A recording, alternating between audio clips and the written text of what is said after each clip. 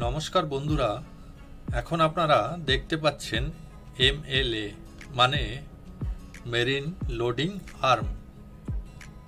এর আরেক নাম চিকসন আর্মস এবং fluid or liquid transfer arm.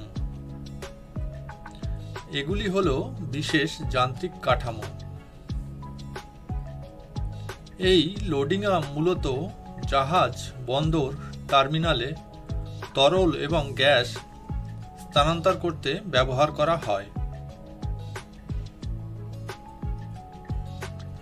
এই লোডিং আর্ম জাহাজে oil, chemical, natural gas load এবং আনলোড করার জন্য সবচেয়ে নিরাপদ ও দক্ষ উপায় সরবরাহ করে।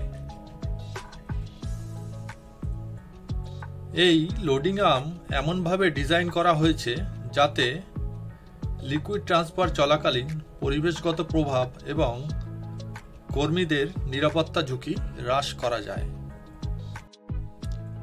বন্ধুরা, মেরিন লোডিং আর্ম তিন রকমের হয়ে থাকে: fully balance marine arm, double counterweight marine arm, rotary counterweight marine arm.